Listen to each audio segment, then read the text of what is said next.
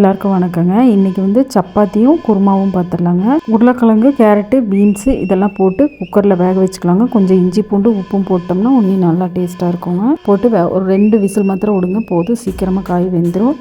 வெந்ததுக்கப்புறம் மேத்தி சப்பாத்திக்கு மஞ்சத்தூளும் கொஞ்சம் கஸ்தூரி மேத்தியும் போட்டு நல்லா பிணைஞ்சு ஒரு 10 நிமிஷம் வச்சுட்டு அதுக்கப்புறம் சொல்லுங்க, சப்பாத்தி ரொம்ப சாஃப்டாக வரும். இது வேக வச்சதுக்கப்புறம் தேங்காய், கொஞ்சம் முந்திரி, கசகசா, கொஞ்சம் சோம்பு போட்டு அரைச்சிக்கலாங்க. அப்புறம் ஒரு சட்டி வச்சு ஸ்பைசஸ் எல்லாம் போட்டு வெங்காயம் போட்டு நல்லா வணக்கலாங்க. அதே மாதிரி ஒரு 4 தக்காளி போட்டு நல்லா வணங்கினதுக்கப்புறம் கொஞ்சம் மிளகாத்தூள், மல்லித்தூளும் போட்டுக்கலாம். போட்டு நல்லா வணங்கி எண்ணெய் பிரிஞ்சு வந்தோடனே இந்த வெந்த காய் குக்கர்லேருந்து எடுத்து போட்டு தேங்காய் அரைச்சது இருக்கு இல்லைங்களா, அதையும் போட்டு கொஞ்சம் உப்பு போட்டுக்கலாங்க. கடைசியில் வேணும்னா நீங்கள் லெமன் போட்டுக்கோங்க. எனக்கு லெமன் போட்டால் பிடிக்குங்கிறதுக்காக நான் லெமன் போட்டிருக்கேன். இது சப்பாத்தி, தோசை, இட்லி எல்லாத்துக்குமே நல்லா இருக்குங்க. செஞ்சு பாருங்கள். செஞ்சு பார்த்துட்டு எனக்கு கமெண்ட் பண்ணுங்கள்.